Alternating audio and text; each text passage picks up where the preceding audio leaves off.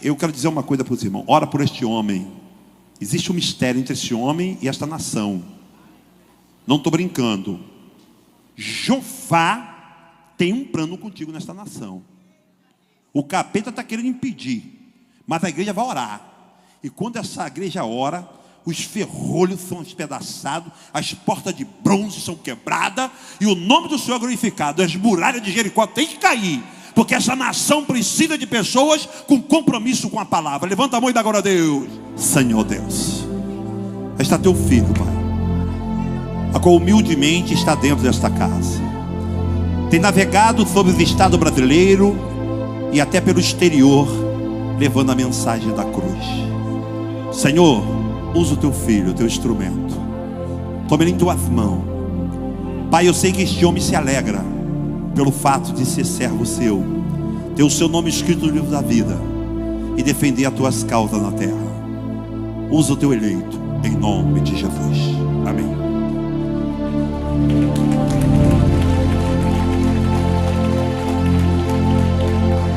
Glória a Deus. Podem tomar assento. Eu cumprimento os irmãos com a paz do Senhor. Cumprimento os irmãos com a paz do Senhor. Quem está feliz com Jesus nessa noite? Então encontra uma pessoa bonita do seu lado e dê um sorriso para ela. Era um sonho poder estar aqui nessa igreja, conhecendo os mistérios que envolvem esse santo ministério. Abra comigo no Evangelho segundo escreveu São Mateus. O capítulo é o de número 11. Nós vamos ler aqui 11 versículos. A leitura é um pouco extensa, eu vou acelerar, mas é importante o texto. E aconteceu que, acabando Jesus de dar instruções aos seus 12 discípulos, partiu dali a ensinar e a pregar nas cidades deles. E João, ouvindo no cárcere falar dos feitos de Cristo, enviou 2 dos seus discípulos a Jesus, a dizer a ele: és tu aquele que havia de vir, ou devemos esperar outro? E Jesus, respondendo, disse-lhes: ide e anunciai a João as coisas que vocês ouvem e que vocês veem. Aqui os cegos veem, os coxos andam, os leprosos são limpos, os surdos ouvem, os mortos são ressuscitados, e aos pobres é anunciado o Evangelho. E bem-aventurado é aquele que não se escandalizar em mim. E partindo eles, começou Jesus a dizer às multidões a respeito de João: que fostes ver no deserto? Uma cana agitada pelo vento? Sim, que fostes ver? Um homem ricamente vestido? Os que trajam ricamente estão nas casas dos reis. Mas então, que fostes ver? Um profeta? Sim, vos digo eu, e muito mais que um profeta, porque é este de quem está escrito: eis que diante da tua face envio o meu anjo, que preparará diante de ti o teu caminho. Em verdade vos digo que entre os que de mulher têm nascido, não apareceu ainda alguém maior que João Batista, mas aquele que é o menor no reino dos céus é maior do que ele. E a igreja diz: incline a cabeça, por gentileza. Senhor, nós te adoramos nesta noite. O teu servo já me apresentou e me colocou em suas mãos, e eu apenas selo a oração dizendo que eu estou aqui, Senhor, para ser o porta-voz de uma notícia boa nesta noite. E antes que eu comece a ministrar a sua palavra, cerque esta igreja com a sua glória. Num raio de 5 quilômetros, onde houver um demônio alojado, eu dou a esses demônios segundos para sumirem daqui, porque se não sumirem, serão queimados pelo poder da sua glória que aqui será derramada. Rasga o céu sobre a Assembleia de Deus nos últimos dias, e derrama do céu, Senhor, sobre a terra uma unção forte. Manda anjos de fogo descerem aqui, que estes anjos desçam trazendo brasas de fogo nas mãos. Comecem a esparramar estas brasas entre nós, e onde houver um crente cheio do Espírito Santo, pega ele nesta noite, Jesus, e mostra o caminho da verdadeira e poderosa adoração. Fala conosco, fica conosco. Amém. Respire fundo, olhe para o seu irmão e faça assim para ele, ó. Diga: eu vou ouvir a voz de Deus agora. Pregar aqui não é fácil. Até porque esse púlpito não é um púlpito comum. Esse púlpito é uma plataforma que revela a glória de Deus. E há muito tempo eu não participava de um culto onde eu visse tantos louvores dignos do Rei da Glória. Muitos talentos brotam desse ministério e entendo agora o motivo de por que tanta perseguição. A árvore que dá fruto sempre será apedrejada. Ouvir o pastor Marcos, para mim, é uma das maiores alegrias. Ouço ele desde que eu era criança. E eu sei que ele vai falar que não tem idade para isso, mas é que eu me converti muito novinho. Estar aqui ao lado do Vaguinho, da sua família, dessa igreja santa, é para mim, como eu disse, uma realização. Mas eu não vim aqui para visitar vocês, porque ninguém está doente aqui. Eu vim aqui para profetizar sobre a sua vida. Eu prego o evangelho desde criança. Eu tinha 13 anos quando agarrei o microfone pela primeira vez e tomei gosto pela coisa, nunca mais soltei. Todavia, eu não tenho na minha memória nenhuma lembrança de um dia sequer da minha história com Deus, de um culto onde eu estivesse presente e Jesus não estivesse na reunião. Não entendeu? Eu vou falar de novo. Desde criança, todos os cultos que eu estive, em todos eles Jesus esteve presente. E mais, não me lembro, pastor Marco, de nenhum culto que ele tenha chegado atrasado.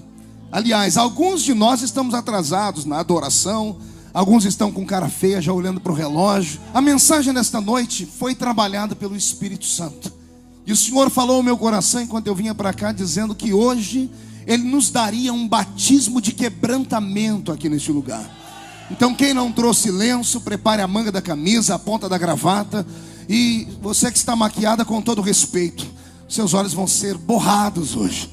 Mas nada que água e sabão não tire. Mas o que Deus vai fazer, vai transformar a sua história para sempre. E se a igreja acredita no que eu estou profetizando, não dê um grito não, dê um berro de glória a Deus aqui nesse lugar. Quem me escuta há muitos anos sabe que Jesus me deu um talento diferente. Eu não sou um grande pregador, até porque eu acredito que não existe isso. Mas eu sou um pregador capaz de cativar a sua mente, porque Jesus me ensinou a pregar contando história. E contar história bem contada faz-nos viajar pela história. Quando eu abro a minha Bíblia no Evangelho de Mateus, no capítulo 11, eu vejo um evangelista narrando a história e a biografia de um outro evangelista. Na verdade, Mateus está nos contando a história de João. Não João apóstolo, não aquele em quem Jesus reclinava a sua cabeça e colocava a sua cabeça no peito do mestre. Não é João, filho de Zebedeu, nem aquele apelidado de o garoto do trovão. Esse João que hoje Mateus nos conta a sua história é um João chamado de Batista. Nós o chamamos de João Batista. E muitas pessoas pensam que Batista era o seu sobrenome, quando na verdade não era. Batista era a sua atuação. Quando ele aparece num tempo diferente em Israel, ele aparece com uma unção de conversão. E ele leva Jerusalém inteira aos pés do Senhor. E então a confirmação da salvação naquele momento, pelo período em que ele pregava, se dava nas águas batismais. E como ele batizava muitas pessoas diariamente, a história diz que ele chegava a batizar cerca de 5.000 pessoas por dia. E um homem sozinho não dá conta de fazer isso. Então descobri, cavando a história, que João montou um colégio apostólico. E ao lado dele, 200 discípulos dividiam com ele a tarefa de batizar as pessoas para que os seus pecados fossem assim expurgados e o caminho do Messias fosse preparado. Esse João Batista é conhecido de todos nós, quer ver? Acotovela o irmão do seu lado, diga para ele: conhece esse Batista aí? Se não conhece, preste atenção aqui que eu vou contar um pedacinho da história dele para você. Assim como eu senti quase inveja do garoto que pregou, de João eu assumo, tenho inveja. Vaguinho, não dá para não ter inveja de um homem como ele. Até porque eu sou pentecostal e sou pentecostal até o tutano dos meus ossos. Eu gosto do fogo, gosto do movimento, gosto do reteté de Jesus. E quanto mais barulho para mim, melhor. E por causa disso, eu sinto ciúmes de João. Pergunte por quê? Só falo se todo mundo perguntar. Porque esse homem foi pentecostal, não quando era garoto como ele, que foi batizado com 3 anos. Esse moço não foi pentecostal quando ele tinha 9 meses no colo da mãe e do pai. Ele foi pentecostal quando ele ainda era só só um pequeno bebê, uma formação humana, quando ele era um embrião dentro da barriga da mãe dele. Isso aqui é para apavorar o diabo. Tem gente que não entendeu, então eu vou desenhar a história. A mãe desse tal de João era uma tal de Isabel, que era estéril. Por ser estéril, nunca seria mãe.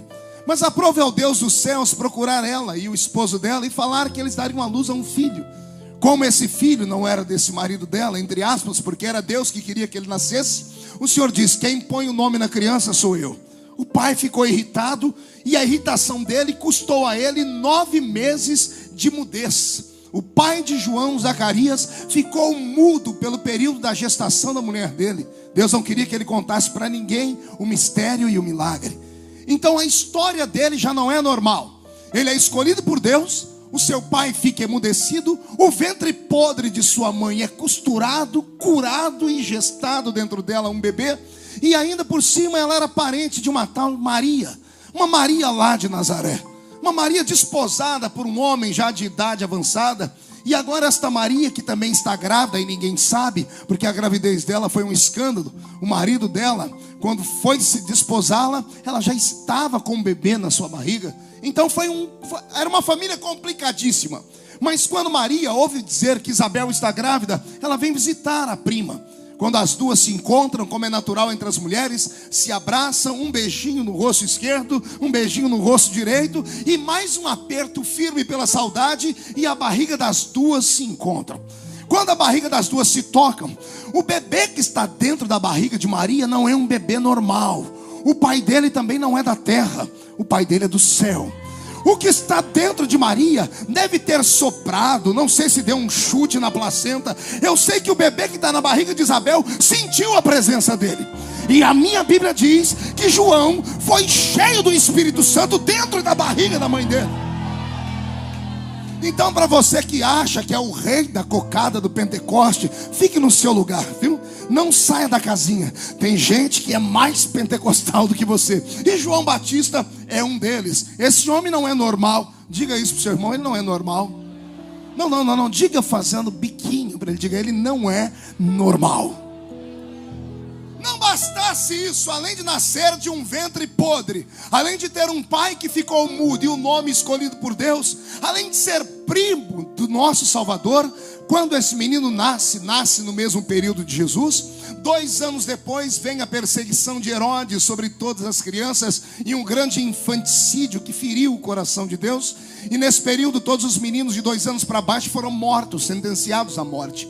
Como este menino foi escolhido por Deus, a exemplo de Maria e José que esconderam Jesus no Egito, esse menino também foi arrancado de sua terra e levado à divisa entre Israel e o Egito, numa cidade chamada Tebas. Tebas é exatamente a divisa entre Israel e o Egito. Pastor Marcos sempre vai para aquela terra, sabe do que eu estou dizendo. E ali em Tebas ele é entregue na mão dos beduínos. Olha que interessante. A mãe dele recebe a revelação do Senhor. A vida deste menino tem que ser protegida e não dá para ficar em Jerusalém. Então os beduínos são os moradores do deserto. São homens magérrimos. A magreza deles é tão extensa que você parece estar olhando para um cadáver. Mas pense em homens que têm força de resistência.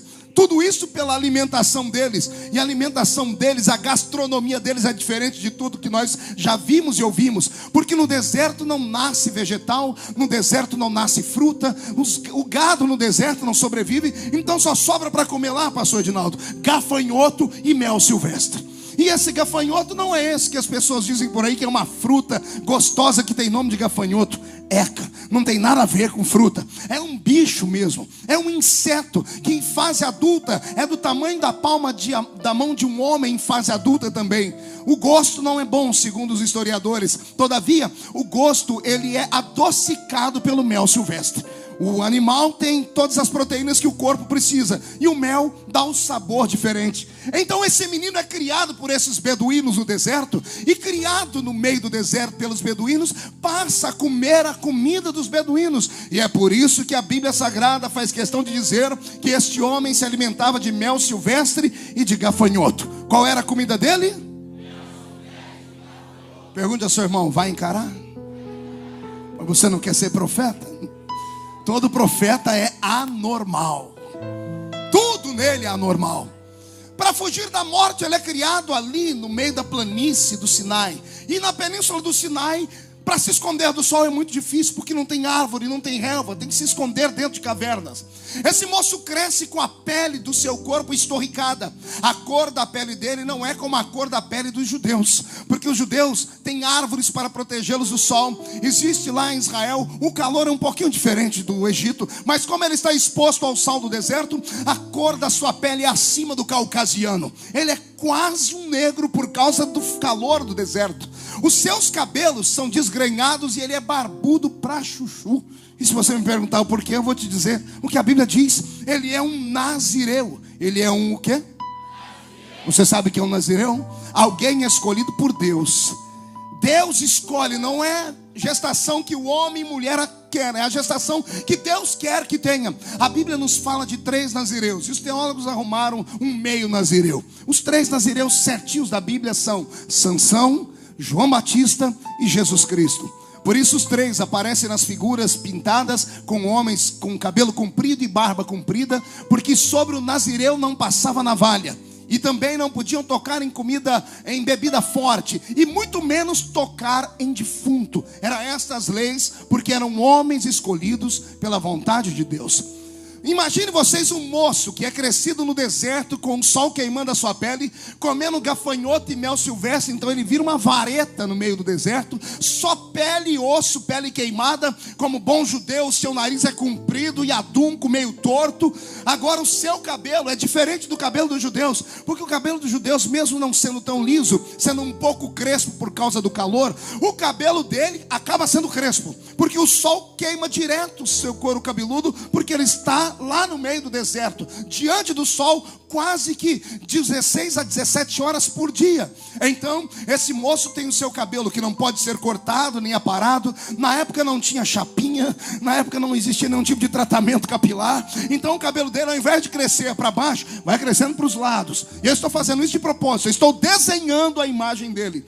Imagine um homem com o cabelo daquele jeito, a barba sem poder cortar também gigantesca, magrelo parecendo uma vareta e com a pele queimada do sol. Ah, e tem mais um detalhe, pergunte o quê? A roupa dele.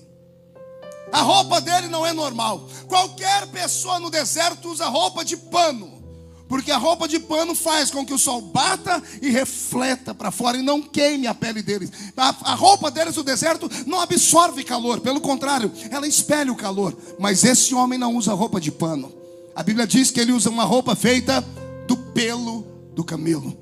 Preste atenção no que eu disse, porque tem gente que prega errado, porque não lê direito, não aplica a língua portuguesa direito, e diz que ele vestia a roupa da pele do camelo. Nenhum ser humano suporta a pele do camelo, porque o camelo é um dromedário, a sua pele é muito forte, e no sol ela pode estorricar e apertar o corpo. Então a roupa dele não é feita da pele do camelo, é feita do pelo do camelo. Então imagine você andar no meio do deserto, onde todos os homens andam com roupas de pano, e você vê lá no meio do deserto um homem usando uma roupa feita de pelo de animais, o cabelo desse tamanho, a barba desse tamanho, magro parecendo uma vareta, andando. A silhueta dele, com todo respeito, você vai entender, quem olhava para ele era capaz de dizer: esse homem não é do nosso tempo, é um Neandertal, é um homem das cavernas. Veja se a figura que eu te dei não é isso.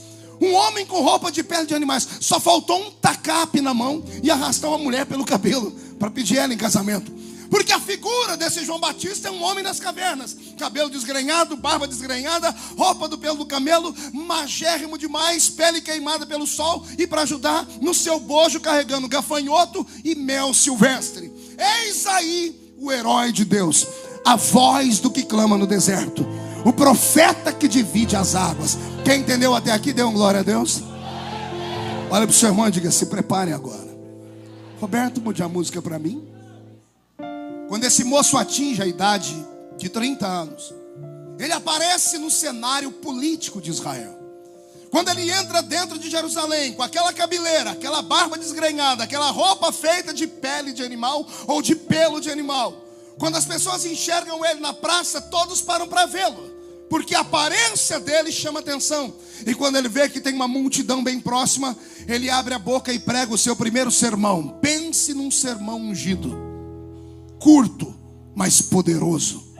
Ele abre a boca e diz: arrependei-vos, porque é chegado o reino de Deus entre os homens. E ele incrementa a pregação dizendo: raça de víboras, quem vos ensinou a fugir da ira de Deus?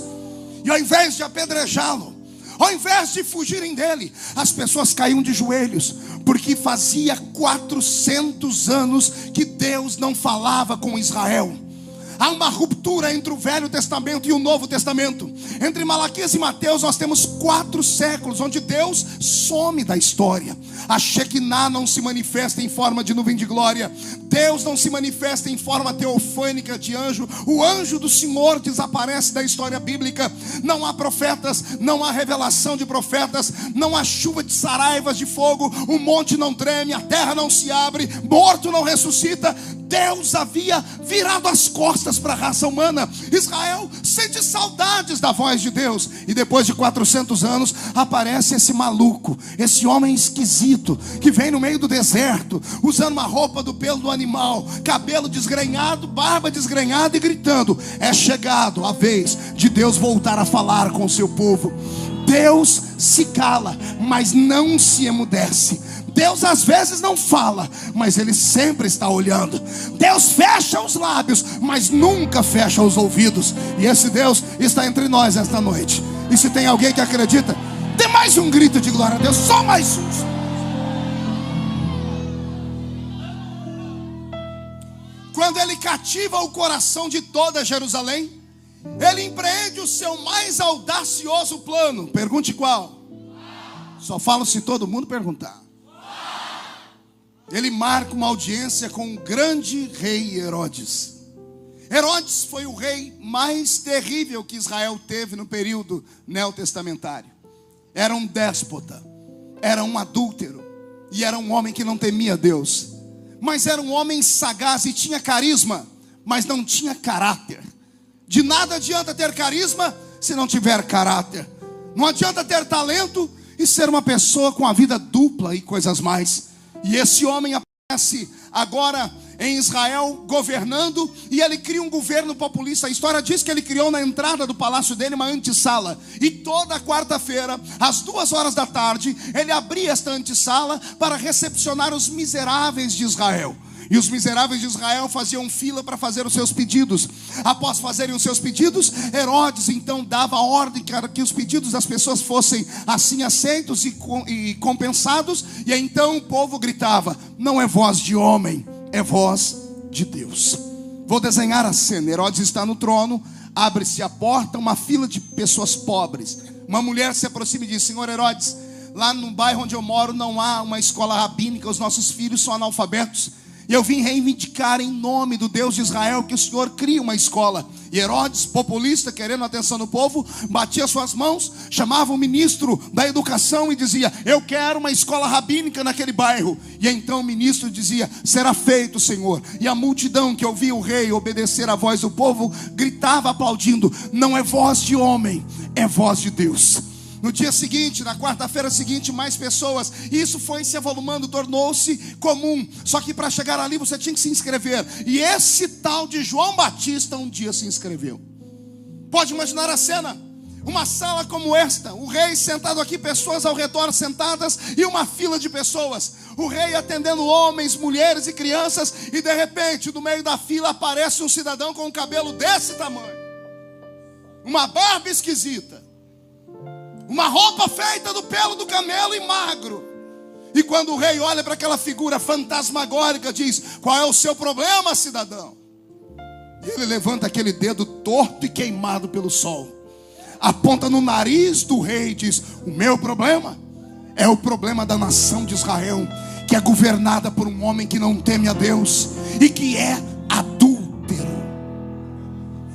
Soldados pegam nas armas, soldados querem matá-lo, mas não conseguem fazer. Há uma aura de glória que envolve a vida desse homem.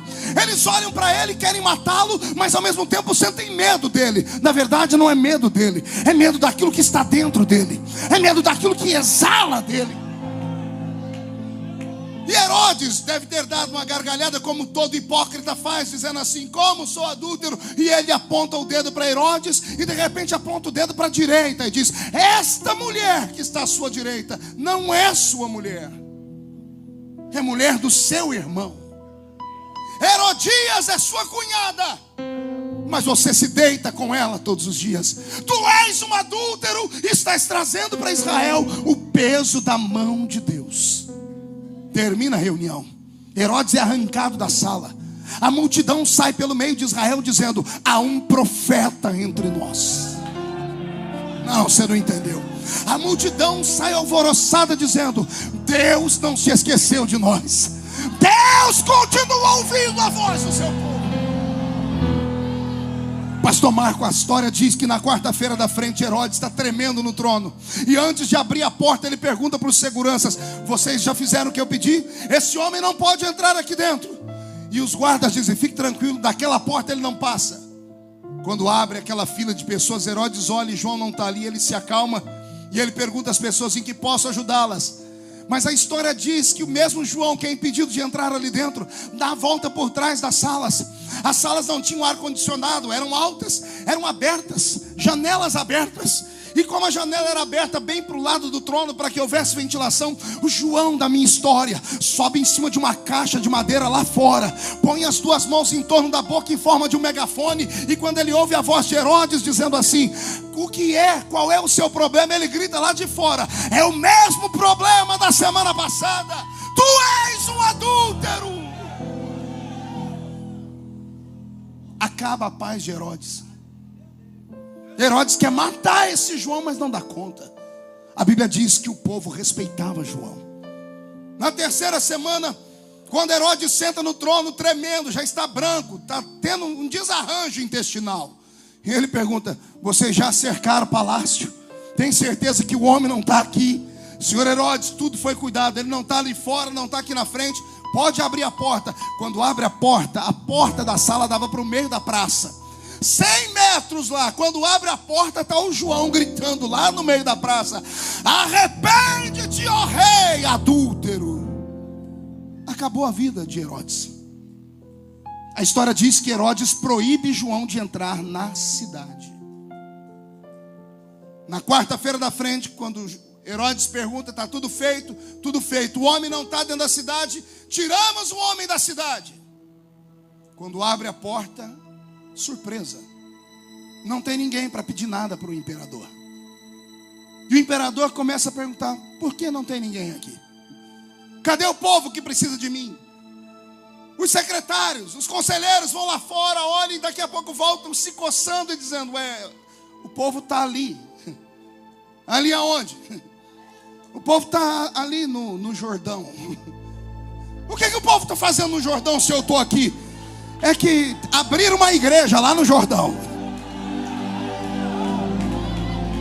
Como é que é abrir uma igreja no Jordão? Quem é o pastor? É o João Batista, a voz do que clama no deserto. Vamos assistir uma cena de batismo? Convide o seu irmão e diga: vamos ver João batizar? Change your music. Yes, John. Imagine agora uma multidão pelos muros da cidade, uma multidão pelas montanhas que cercam o Jordão, uma multidão ao redor do Jordão, e no meio do Jordão 201 homens, João e mais 200 discípulos, que batizam o povo. Ao batizar o povo, eles começam a gritar: João, mostre-nos o reino de Deus na terra. E João começa a mostrar gritando: o reino de Deus é feito com arrependimento. Arrependei-vos, porque é chegado entre vós o reino de Deus. E ele começa a pregar: raça de víboras, quem vos ensinou a fugir da ira de Deus? E o povo vai à loucura. Pergunte por quê?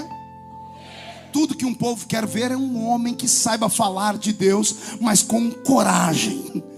Tudo que o povo precisa ouvir é alguém que saiba o que está falando e que tenha certeza de que o que está falando não vem da horizontal, mas que venha da vertical. Toda toda a igreja, apinhada de gente como essa, só vem aqui por causa de uma coisa: há uma voz profética atuando, há um Deus do céu que cuida de um ambiente como esse. E se eu fosse você, eu dava um grito de glória nesta hora, só para mexer com o coração dele. O povo amava João. Quer perguntar o porquê? Porque João não respeitava nomenclaturas.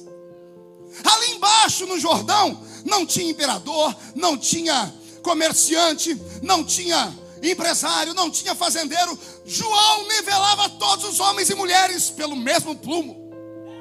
Ele dizia: vocês são empresários lá em Jerusalém, vocês são empresários e fazendeiros lá em Jerusalém. Aqui na minha igreja são todos iguais. Aqui o que pega para o pequeno, pega para o grande.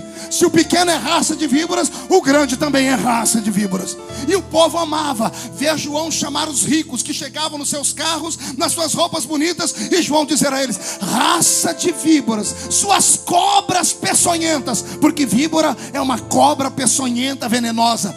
É João dizendo: sua cobra peçonhenta, se não se arrepender, vai para o inferno. E as cobras peçonhentas desciam dos seus carros, abandonavam o seu glamour, vinham às águas do Jordão chorando, e João as batizava. E quando saíam das águas, saíam purificadas pelo poder da conversão.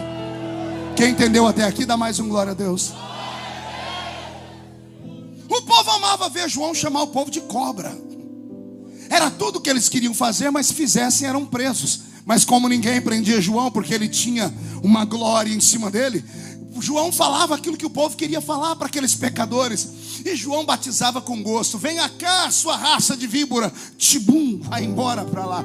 E o povo dizendo: dá-lhe, João, chame mais víboras. Imagina João chamando: vem cá, sua urutu cruzeiro. Tibum, vai embora. E o povo: dá-lhe, João, vem cá, sua cascavel. Tibum, vai embora. E o povo: dá-lhe, João. Eu imagino João chamando a parente da minha sogra: vem cá, jararaca. Tibum, vai embora. E João batizando todas as víboras, e o povo dizendo: João, dá-lhe, João. E João batizando todas as cobras de Israel. Até que um belo dia, quando vem descendo pelo morro mais um, e João estende a mão para chamar mais uma cobra, a boca dele trava. E o povo olha para João e diz: João, que cobra é essa? E João diz: não é cobra. Se não é cobra, é o quê? Eis aí o Cordeiro de Deus. Eis o Cordeiro de Deus que tira o pecado do mundo.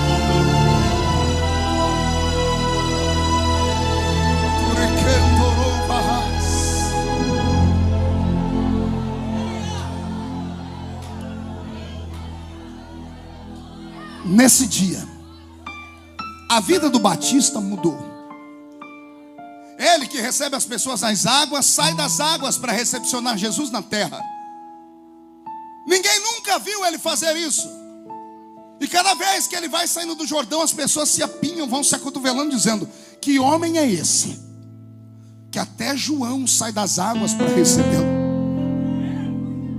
E para desespero dos batistas tradicionais, para desespero dos batistas que não acreditam em língua estranha, glória a Deus, que não gostam de barulho, não estou falando dos batistas renovados, para desespero daqueles batistas que não gostam de barulho nenhum, aparece na Bíblia o único batista, e aparece com a pregação pentecostal.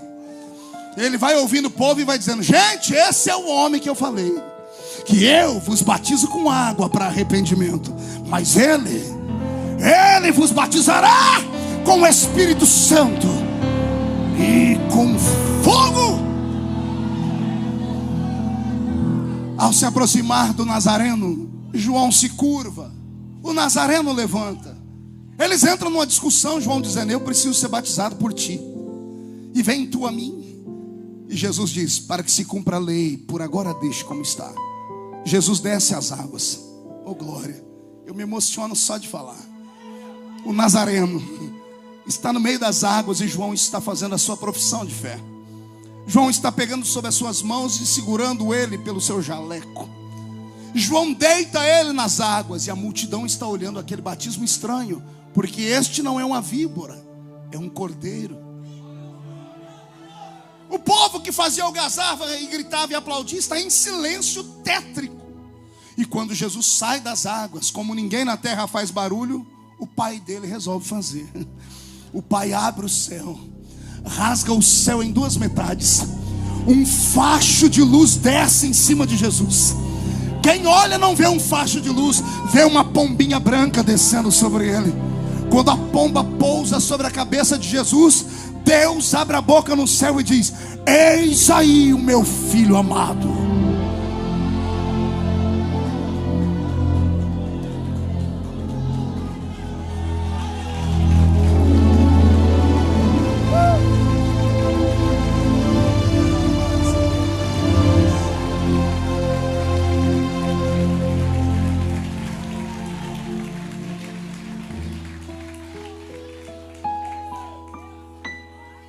Pois bem, é sobre esse homem que eu quero pregar nessa noite. Eu desenhei a história deles para você entender o capítulo 11 de Mateus, porque o capítulo 11 de Mateus é um capítulo difícil de entender. Esse homem que encarou Herodes, que a multidão temia, que batizou Jerusalém inteira. Esse homem que as pessoas mal conseguiam ficar de pé diante dele, de tanta glória que havia sobre ele. Um belo dia, quando acorda, não está sozinho. Acorda com guardas. Ao redor dele estão principados daquela terra. Levantam ele do chão da sua caverna, de dentro da sua tenda, eu não sei onde ele dormia. Colocam ele de pé, amarram suas mãos para trás e dizem: em nome do rei, o senhor está preso. Eu imagino João em silêncio, sem entender nada.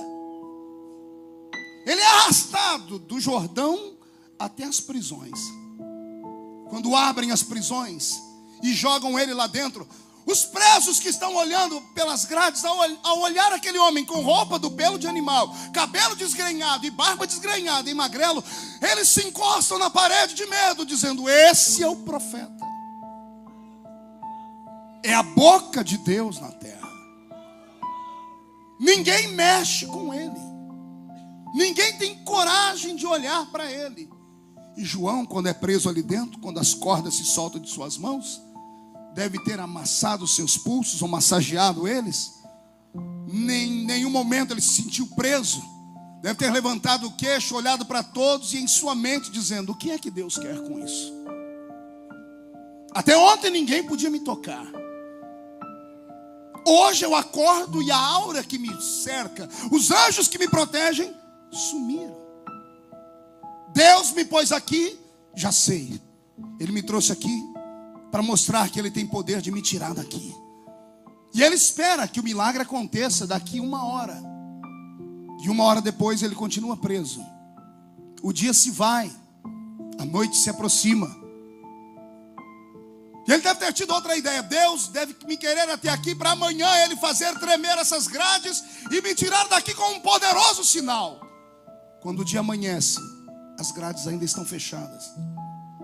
Os presos que temeram ele no dia anterior começam a se perguntar: calma aí, se ele é tão poderoso, o que ele está fazendo aqui? Tudo que falaram sobre João começa a cair por terra. Todas as histórias da sua glória e da sua graça começam a despencar. Os presos começam a rir, debochar. João se desespera, cai de joelhos e começa a gritar e orar. Mas a oração dele parece não passar do teto, porque Deus não escuta. E se escuta, não reage. João deve ter feito aquilo que todo crente faz quando se vê apurado. Vai para a consagração. Dá a Deus um sacrifício de jejum de 1 dia, 2, 3, sabe Deus quantos dias. À espera de um milagre, e o milagre não vem. O texto de Mateus capítulo 11 foi escrito quando João estava 30 dias preso. 30 dias atrás das grades. 30 dias no cárcere. Nesses 30 dias ninguém foi visitá-lo. Você lembra quantos discípulos ele tinha? 200. Nenhum discípulo foi visitá-lo nesses dias. No final dos 30 dias aparece 2. os únicos que sobraram. Porque os outros 198 não estavam com ele pelo que ele era, estavam com ele pelo que ele representava e tinha. Queriam ficar perto dele porque ele tinha status. Quem é que não quer ser amigo do homem que encara o governador, do homem que encara o presidente e sai ileso? Enquanto ele era o cara, todo mundo queria estar ao lado dele. Agora que ele está preso, sumiram todos.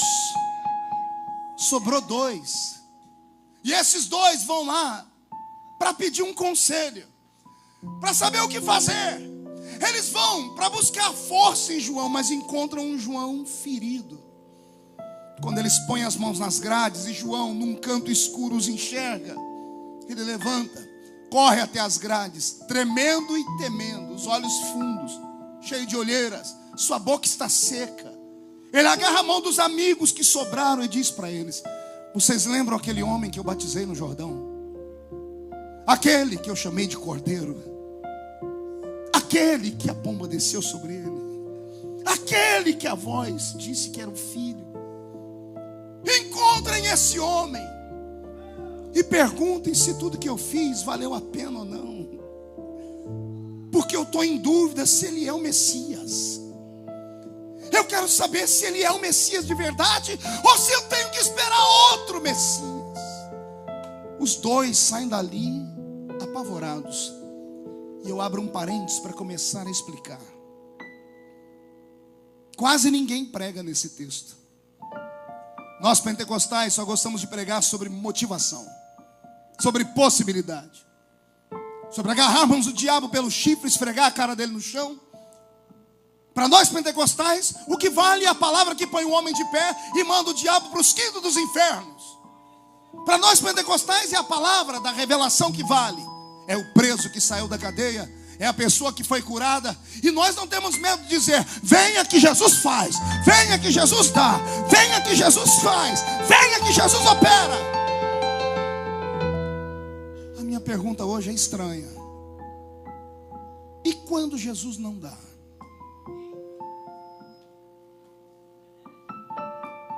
E quando Jesus não faz? E quando a gente fica sozinho?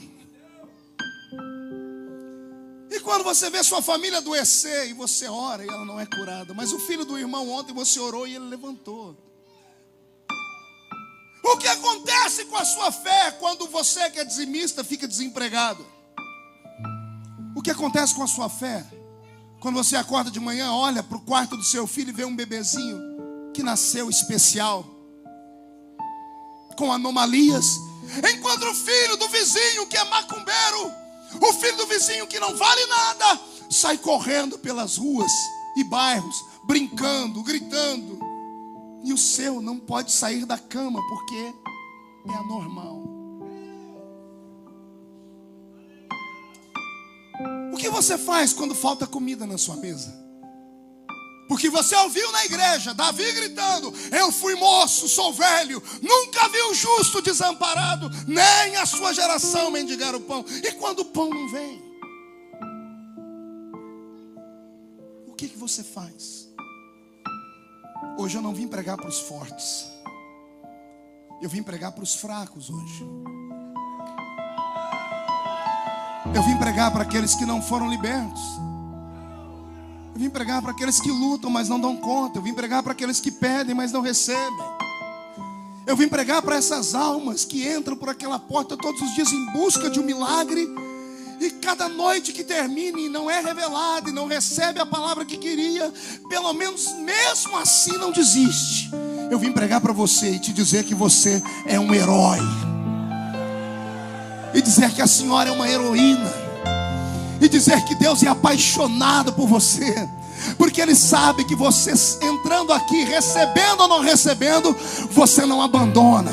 Se Deus te der, Ele é Deus. Se Ele não der, você grita: Ele é o meu Deus, assim mesmo.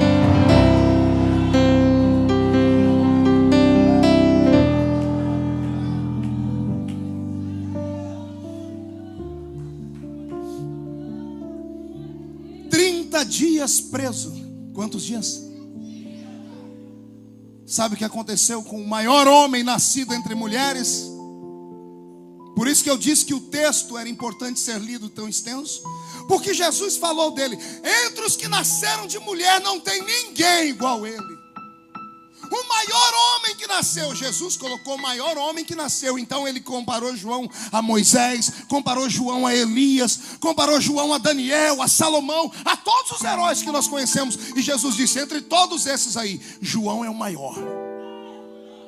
Agora respire fundo. O maior homem nascido de mulher, 30 dias preso, não conhecia mais Jesus. Duvidou de Jesus, desacreditou que Jesus era Jesus.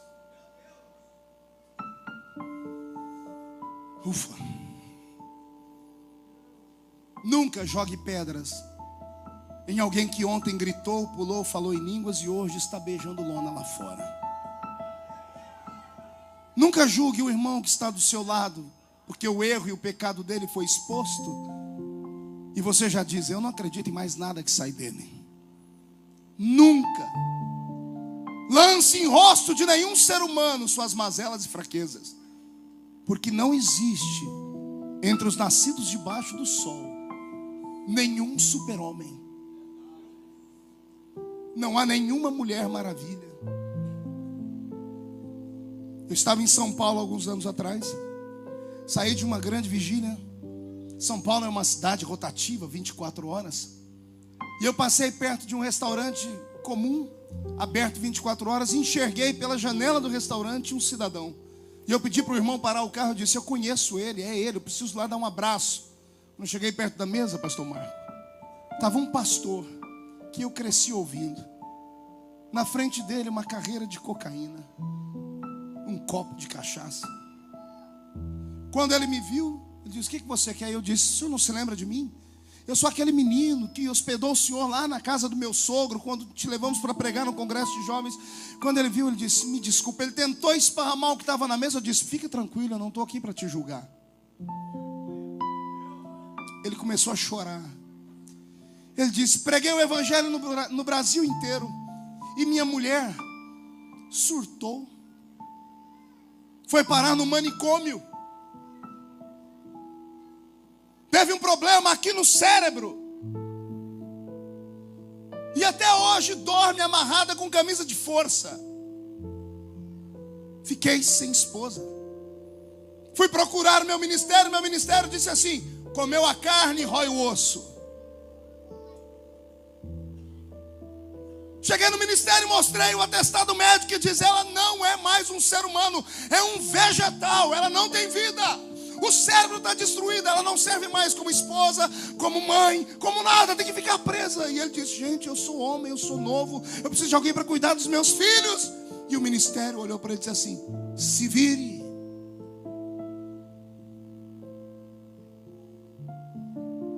Ele não suportou a solidão, porque a solidão é um demônio. A solidão não é um sentimento, é um demônio. Só quem mora sozinho em uma casa, só quem quando dorme à noite toca do lado da cama e não encontra aquele que um dia esteve ali, aquela que um dia esteve ali, lhe dando carinho, lhe dando companheirismo e agora não está mais, sabe do que eu estou falando. Então não julgue ninguém. Não suportando a tentação, ele caiu. Foi pedir apoio no ministério, e sabe o que fizeram com ele? Colocaram na frente de 5.000 pastores e desgraçaram a vida dele. Falaram: vamos te dar o seu salário mais 2 meses e depois se vire. E eu encontrei aquele homem naquela madrugada, chorando, porque não tinha onde dormir. O restinho do dinheiro dele, ele gastou com aquilo, ele se desesperou, entrou pelo caminho da cachaça e pelas drogas. Quando eu olhei para ele, eu falei assim: eu vou te ajudar. Peguei meu telefone, liguei para os meus pastores. Eu tenho hoje 14 igrejas que estão sobre a minha presidência. Acordei meus pastores principais e disse: eu estou aqui com fulano de tal e eu quero que vocês me ajudem a cuidar dele. Vocês dizem sim? Todos disseram: pastor, o senhor é o nosso pastor. Levei ele para a nossa terra, cuidamos dele. Tem um atestado que ele está limpo das drogas. Casei ele. Uma mulher se apaixonou por ele, casei ele no púlpito da igreja. Dei a ele uma igreja para pastorear. E hoje ele não pode me ver. Que toda vez que ele me vê, ele se desconcerta. Ele começa a chorar, me chamando de bispo. E diz: bispo, o senhor salvou a minha vida. Eu disse para ele: não salvei nada. Porque eu conheço muitos ex no mundo. Ex-atleta, ex-empresário. Mas eu nunca encontrei um ex-ungido.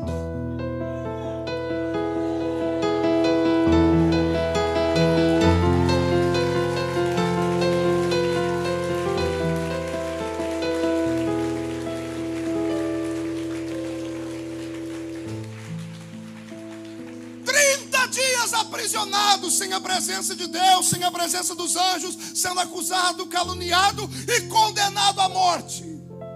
Fez o maior homem desistir de Jesus.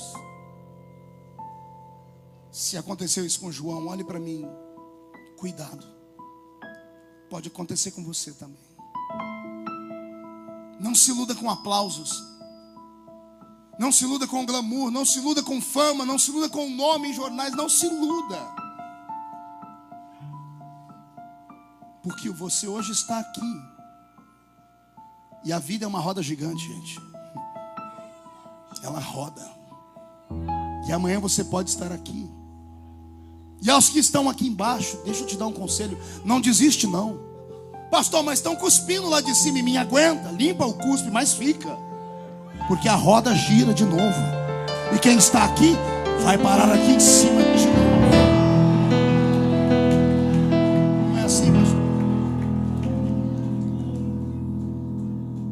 Tem pessoas aqui dentro que não deram glória a Deus ainda. Não, eu não estou te incentivando. Eu estou dizendo que tem gente que não deu glória a Deus. E alguns anos atrás eu seria o primeiro a bater nessas pessoas, chamando elas de geladeira, chamando eles de crente freezer ou de crente iceberg. Mas eu amadureci. E eu entendo que tem gente que não pode dar glória a Deus. Não é porque não quer, é porque não consegue.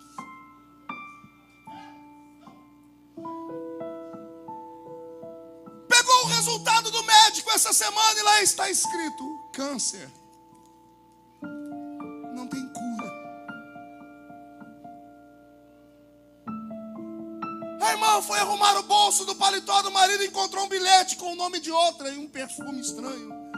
E ela e ele aconselharam vários casais. E a família dela está desabando. Ela está aqui dentro. Está moada num canto. O coração está quase explodindo no peito. Só não fez uma besteira porque ela tem onde se apegar. Ele tem onde se apegar, que é em Jesus Cristo. E Jesus te trouxe hoje aqui para te dizer assim: calma, vai passar. Eu vou falar de novo: vai passar. Eu vou falar uma coisa e eu espero que ninguém se escandalize aqui comigo. Eu passei por muitas lutas na vida, mas a pior de todas as lutas que eu passei na minha vida, não consegui amizade, ou das minhas amizades, alguém que pudesse me acalentar. Aliás, quando vieram as principais e as piores pedradas, todos se afastaram. Amigos, conselheiros, irmãos, admiradores, fãs, desapareceram. Eu estava num quarto orando, dizendo: Deus, me ajuda porque eu não aguento mais. E o Espírito Santo, porque é o único que não abandona a gente, é Ele. Vou falar de novo: você pode perder todo mundo, o Espírito Santo não se afasta de você. Ele veio no meu ouvido e falou comigo: vai na estante, pega aquele livro antigo. Eu falei: meu Deus, eu ainda tenho esse livro. Levantei, fui lá e peguei um livro antigo da época que eu era coroinha na igreja católica. E quando eu abri, caiu numa página que tinha uma oração feita por São Francisco de Assis.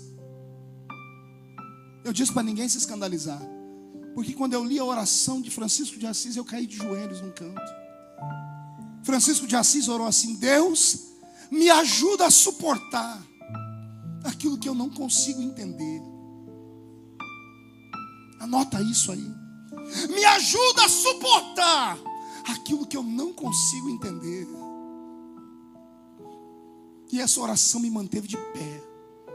Porque todo dia quando eu acordava e não via uma luz, as noites eram tão escuras que eu não percebia o amanhecer. Era nisso que eu me apoiava. Deus, me ajuda a suportar aquilo que eu não estou entendendo. E chegou o dia da vitória. E chegou o dia de Deus dizer assim: fui eu que te escolhi. Homem tira o que o homem dá, o que Deus dá, não tem um macho na terra que tire. Eu vou falar de novo. Homem toca naquilo que o homem te deu, mas aquilo que Deus te deu, se alguém tentar tocar, é sepultado vivo. Você não é indigente. Levante a mão direita para o céu. Agarre o ombro de alguém do seu lado. É para agarrar o ombro da pessoa com carinho e respeito. Chacoalha a pessoa até ela ficar irritada. Irrita ela e grita no ouvido dela assim: Deus te trouxe aqui para dizer para você: aguenta, vai passar. Diz, ele só está te sacudindo, mas quem viver verá. Só quem acredita nisso reage.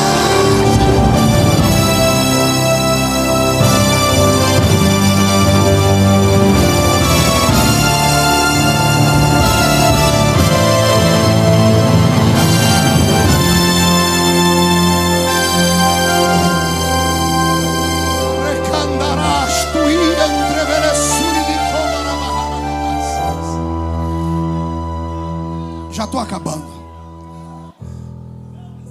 Os dois discípulos de João saem apavorados. Vão procurar Jesus. Naquela época não tinha internet. As informações levavam meses para chegar. Jesus estava numa outra província longe. Lá nessa província ninguém sabia que João estava preso. Os dois discípulos chegaram e Jesus está no meio de uma cruzada, no meio da pregação. Jesus tinha João em tanta estima, e quando ele viu os dois discípulos chegar, ele parou a pregação e chamou os dois e deu oportunidade para eles, pastor Mário. E os dois estavam tão apavorados que ao invés de chamar Jesus num canto, gritaram no meio da multidão: estamos aqui porque João está preso. E João mandou vir aqui perguntar se o Senhor é o Messias ou se tem que esperar outro. Pense num tumulto. O meu texto diz multidão, mas a maioria dos textos dos senhores e senhoras diz turba. E Jesus falou às turbas. Turbas é uma multidão alvoroçada. Quando o povo ouviu os discípulos de João falarem que João estava em dúvida sobre Jesus, a multidão que estava ouvindo Jesus tinha João como profeta, deram um passo atrás, começaram a murmurar e começaram a pegar pedaços de pau e pedra. Se João está com dúvida, esse homem não é o Messias. Se não é o Messias, é um anticristo. Vamos matá-lo. Quando Jesus percebe o fomento, ele faz uma coisa extraordinária que só por revelação você entende. Aí está escrito no texto que eles perguntaram, e olha a resposta de Jesus: voltem e digam para João o que vocês veem e ouvem. Jesus usou o tempo presente. Jesus não disse: voltem e digam para João o que vocês viram e ouviram. Jesus não diz no tempo futuro: voltem e digam para João o que vocês vão ver ou ouvir. Jesus usa o tempo presente. Ele diz: voltem e digam para João que vocês estão vendo agora e estão ouvindo agora. Que aqui o cego vê, o surdo ouve, o mudo fala, o paralítico anda, o morto ressuscita, e o evangelho é anunciado aos pobres. Calma aí para você dar uma glória a Deus melhor. Deixa eu desenhar a história. Eu disse que aconteceu na hora. Quando Jesus percebeu que o povo pegou pedra e pau para bater nele, na hora ele parou de pregar e estendeu as mãos sobre o povo que estava na frente. Quando ele estende as mãos, o cego começa a gritar: eu estou vendo. O mudo: e eu estou falando. E o paralítico: e eu estou andando. Os milagres acontecem na hora. É instantâneo. Quando acontecem os milagres na hora, o povo que estava com pedra e pau joga a pedra e os paus para fora, e começa outra murmuração. Os dois discípulos saem correndo para ir contar para João que Jesus era o Messias. Aí Jesus escuta o povo falar: ei, João, ó, foi preso, deve ter cometido algum pecado. Está até duvidando de Jesus, profetinha de meia tigela. Porque o povo é assim, ele vai com quem está ganhando. Duvidaram de Jesus. Se Jesus não faz os milagres, eles tinham matado ele. Por causa de João. Como Jesus fez os milagres, eles começaram a bater em João. Jesus só parou para ver. Aí ele fez assim, ó. Psiu. Quando vocês foram procurar João, o que vocês esperavam encontrar? Um homem vestido com roupas finas? Quem usa roupa fina está no palácio.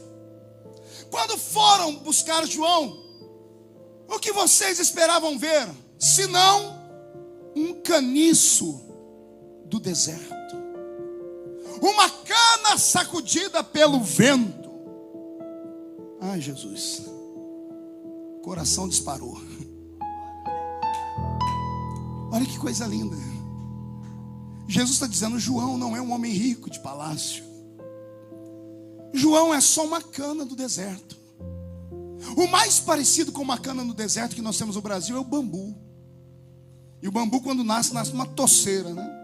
Nasce no monte. Quando vem o vento, o bambu enverga. Passou o vento, ele levanta. Só que o caniço do deserto é diferente do bambu. Pergunte por quê? Porque como ele está no deserto, o vento vem com poeira. Quando sopra uma tempestade de areia, ele não só tomba, ele é sepultado.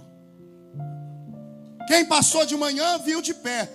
Quem passou na hora da tempestade diz: vai morrer. Quem passou de tarde diz: morreu e foi sepultado.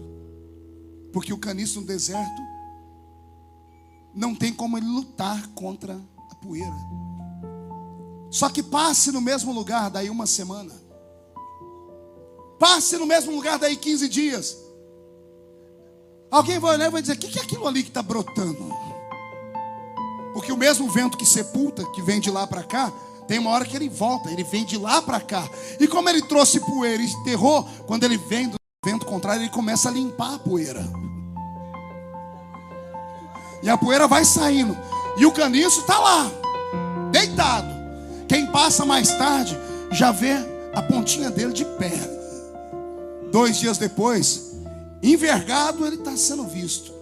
Uma semana depois ele está inteiro de pé de novo. Quem passa por ali diz: o caniço ressuscitou. Porque ontem estava morto e sepultado, agora está em pé vivo. Aí Jesus diz: o meu profeta é isso. É só um caniço do deserto. O vento sopra, ele tomba. A poeira enterra, mas ele não morre. Porque eu sopro outro vento. Se vem o vento norte, Salomão, escrevendo a carta de Cantares, disse: vai embora, vento norte. E ele grita: vem tu, vento sul. O vento norte traz a poeira, mas o vento sul vem do meio do mar. E ele traz água, e a água traz vida. Jesus vai soprar o vento sul sobre a sua vida nessa noite. Não, você não entendeu. Eu estou dizendo que quem viver verá, para ver o que é que está acontecendo nesta noite aqui na Assembleia de Deus nos últimos dias. Este culto será lembrado para sempre na história dos que vieram como o culto da ressurreição. O Senhor te trouxe aqui para te dizer que Ele te ama, que Ele é apaixonado por você e que Ele não está nem aí para aquilo que falam de você. Porque os que falam de você não pagam a sua conta. Os que falam de você não morreram na cruz do Calvário por você. Os que falam de você não escreveram o seu nome no livro da vida e não vão te arrebatar ao céu, mas Ele vai te arrebatar ao céu.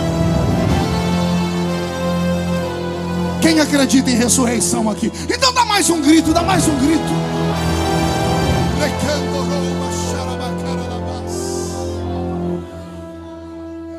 Dia desse eu estou lá no Congresso Nacional, no corredor das comissões, o pastor Marcos, Vaguinho, o pastor Edinaldo conhece aquilo bem. Na quarta-feira de manhã é intransitável. Eu estou indo pelo meio das comissões, eu sou membro de algumas comissões. De repente, no sentido contrário, vem 6 pastores grandes. Dos 6, 7 me perseguiram. Entendeu o mistério aí? Dos 6, 7 me perseguiram. E eu não sou de briga. Quando eu os vi se aproximando, para não criar constrangimento, eu peguei o telefone e liguei para o meu amigo imaginário. Como é que você está? Está tudo bem? Ah, então, eu estou aqui para evitar constrangimento. Mas não teve jeito. Quando passaram por mim, um deles me segurou pelo braço. Eu falei, é hoje. Ai, Jesus, me segura. E aí começou aquela falsidade do inferno. Rapaz, como Deus tem te levantado. Temos orado por você. Vá mentir para Satanás. Estamos torcendo para a sua vitória. Vá mentir para o cão, filho do cão com a pombagira. Não, mas aquela mentiraiada do demônio. E eu de pé, olhando para eles firme. O que mais me bateu não aguentou. Esperou todos saírem e me chamou para um cantinho.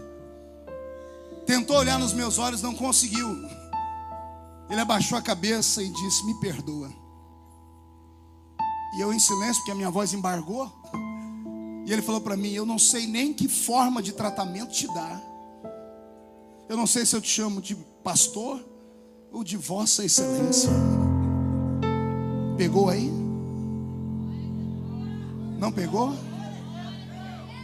Aquele que te perseguiu, que te chamou de lixo, que te chamou de 1 milhão de coisas, ele arrumou uma confusão com Deus. Os seus inimigos estão proibidos de morrer. Vão ficar vivos em sã consciência, nem que seja tetraplégico em uma cama. Mas a mente tem que estar sã, porque eles são obrigados a viver para ver Jesus colocar uma coroa na sua cabeça, para ver Jesus te dar a sua família de volta, fazer o seu ministério brilhar. Eu estou profetizando que 2013 será o ano em que Jesus vai colocar o seu nome em evidência de novo. E se tem alguém que acredita, pega agora, pega!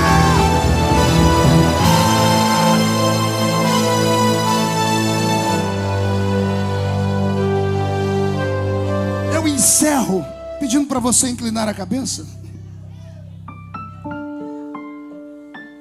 Tem uma amiga minha que canta uma música muito linda, mas eu quero transformar a música num poema.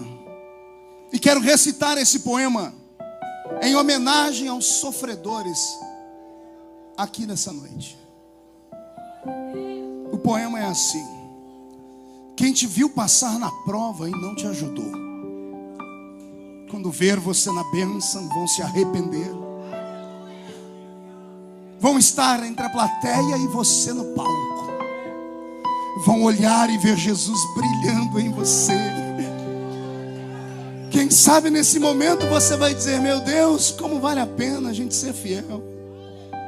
Na verdade, a minha prova tinha só um gosto amargo, mas a minha vitória hoje, a minha vitória hoje, ela tem sabor de mel.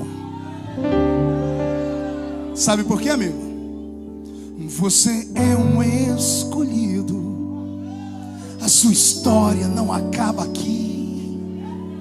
Você pode estar chorando agora, mas amanhã você irá sorrir. Deus vai te levantar das cinzas e do pó. Deus vai cumprir tudo que tem te prometido. Você vai ver a mão de Deus te exaltar. Quem te ver há de falar, Ele é mesmo um escolhido. Vão dizer que você nasceu para vencer. Já sabia porque você tinha mesmo cara de vencedor. E disse Deus quer agir, ninguém pode impedir. Então você verá cumprir cada palavra que o Senhor falou. Quem te viu passar na prova e não te ajudou, quando ver você na bênção, vão se arrepender. Vai estar entre a plateia e você no palco. Canta. E aí? Quem sabe no seu pensamento você vai dizer: meu Deus, como vale a pena a gente ser fiel. Na Na verdade, a minha prova tinha um gosto amargo, mas minha vitória hoje tem sabor de mel. Tem sabor de mel, tem sabor de mel. A minha vitória hoje tem sabor de mel. Tem sabor de mel, tem sabor de mel. A minha vitória hoje tem sabor de mel.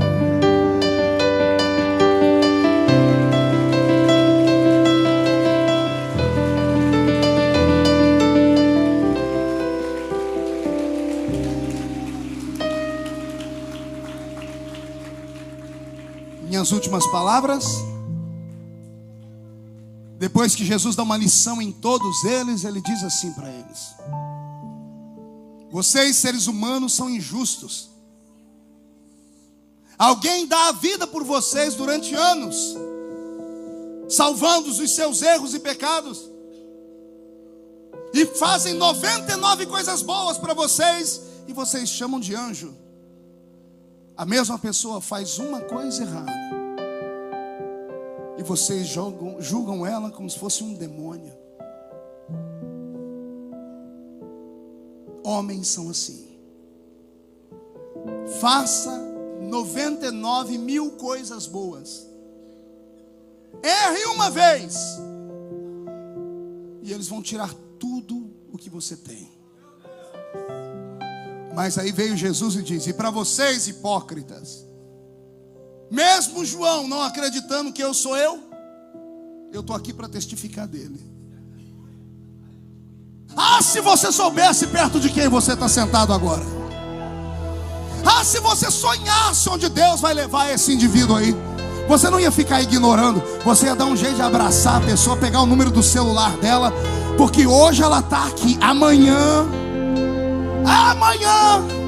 Deus vai plantar um par de asas nas costas delas, e elas vão voar. Vão voar. Eu estou profetizando que Deus está mudando o curso da sua história agora. E só quem acredita nisso, fica de pé, por favor.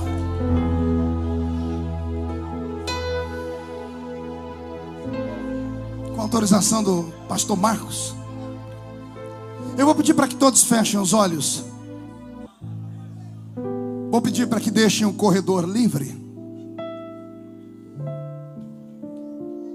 Porque, como eu disse, eu vim aqui pregar para os fracos. Outro dia, se o pastor deixar eu vir aqui, aí eu vou pregar uma mensagem para os fortes. Tem pessoas que vieram aqui hoje arrastadas pela família. Tem pessoas que estão aqui hoje que já sentiram a glória de Deus, já pregaram e cantaram, mas foram atingidos por um míssil do inferno. Caíram, escorregaram, foram jogados. A mágoa que criou é tão grande que você não frequenta mais igreja. Você veio hoje aqui atraído pela propaganda. Deus colocou um anzol no seu queixo e te trouxe para cá. Você pensou em ir embora várias vezes, mas por um momento, ao me ouvir, o seu coração bateu forte. Porque Jesus me trouxe aqui só para falar para você que se você tiver coragem de voltar hoje, todo o tempo perdido vai ser recuperado. Que se você tiver coragem de voltar hoje, Ele coloca um ponto final nesse momento de sofrimento e vai te dar um sobrefôlego. E quem viver até o fim do ano vai ver o que aconteceu na sua vida. Mas só tem uma maneira para isso acontecer. Você precisa fazer o caminho inverso do que você fez. Como um dia você foi embora, hoje você precisa voltar. Se você tiver coragem de sair do seu lugar. João, e vir aqui perto de mim. Pode vir chorando mesmo. Eu vou orar por você.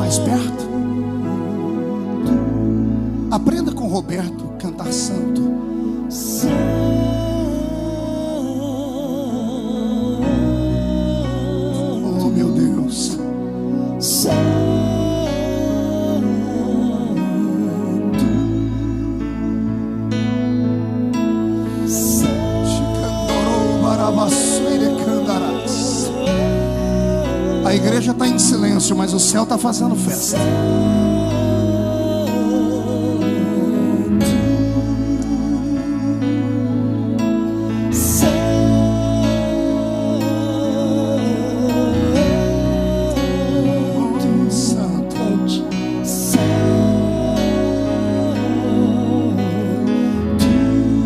Quem já pisou no santo lugar, em outro lugar, não sabe viver, sabia disso?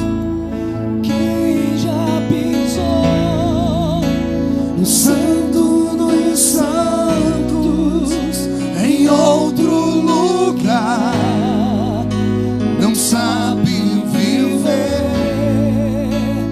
e onde se vê, clamar pela glória, a glória de Deus.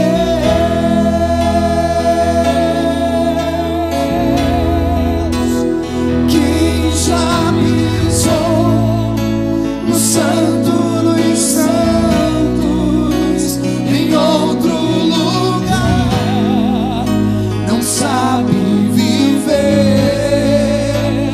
E onde se vê, clamar pela glória, a glória de Deus. Incline sua cabeça. A igreja, estenda as mãos para cá. Cantorou Bashnarabada Carabas. Terloim telomanter elebesui andaragabasias. Prevelestuiaki amas. Re pabarabawashi anderebeques. Nariandre velestuia amagas derkimas. Wimakiastui andreberehasuinamas. No nome de Jesus. É no nome de Jesus que todos os espíritos malignos que uniram as forças para te tirar do altar, neste momento estão amarrados, amordaçados, e os anjos de Deus invadem esta congregação. Os que estão aqui na frente, Senhor, recebem o perdão nesta hora, porque o sangue imaculado do Cordeiro de Deus está sendo jorrado sobre eles nesta hora. Toda a maldição está quebrada, toda a maldição está destruída, todas as acusações estão revogadas pelo advogado. Neste momento o nome deles, ó Pai, permanece escrito no livro da vida, e tudo que o Senhor prometeu a eles vai se cumprir ao pé da letra. Pai, se Tu estás nesta palavra, nesta hora, derrama sobre esta igreja o peso da Sua presença. Traz sobre este lugar o peso da Sua revelação. Agora, a Tua fumaça de glória, eu entrarei longe do santo dos santos, não sei mais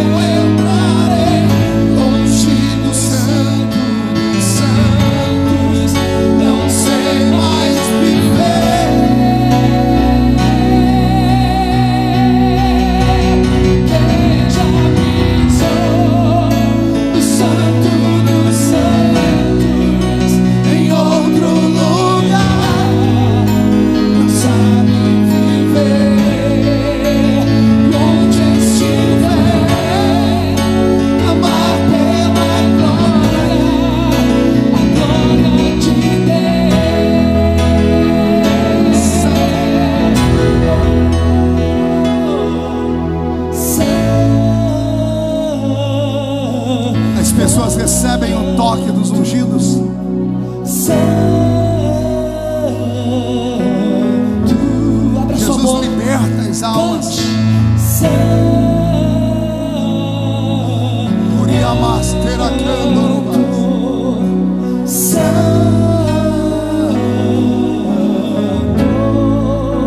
Diga isso, cante santo, cante.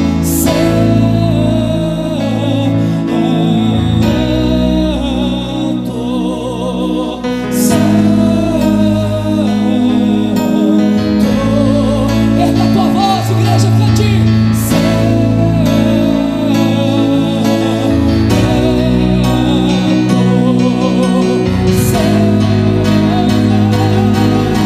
Levante suas mãos e cante.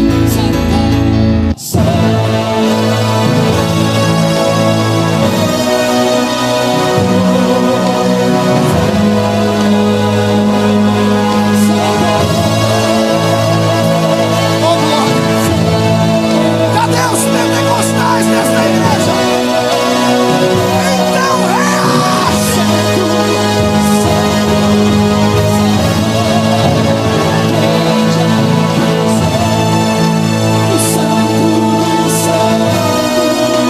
Em outro lugar, não sabe viver. Onde estiver,